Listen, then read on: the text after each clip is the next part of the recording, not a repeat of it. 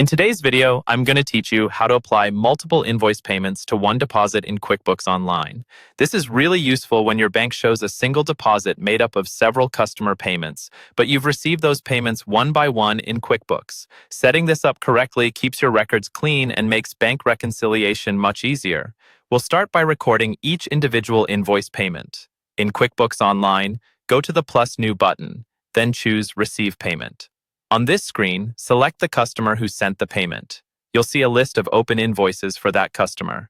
Check the box next to the specific invoice or invoices that this payment is meant to cover, and make sure the amount received matches what you actually collected.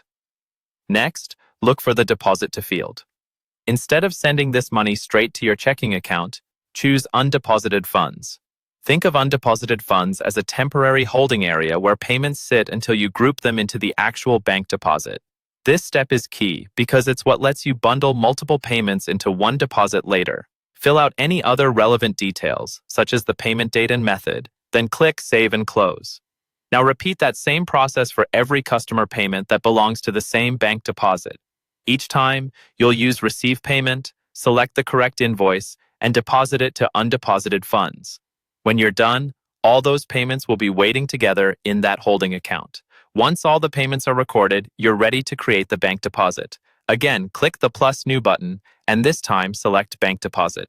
At the top of the screen, choose the bank account where the money actually landed, like your main checking account, and confirm the deposit date matches your bank's record. In the section labeled Select the Payments Included in this Deposit, you'll see all the payments sitting in undeposited funds. Check the boxes for the payments that were combined into this one deposit at the bank. As you select them, watch the total at the bottom. The total deposit amount in QuickBooks should match exactly with the deposit amount on your bank slip or bank feed. Take a moment to double-check the details. Matching this total is what keeps your books aligned with the bank. When everything looks correct, click Save and Close. You've now successfully grouped multiple invoice payments into a single bank deposit in QuickBooks Online, keeping both your customer records and your bank reconciliation accurate and easy to manage.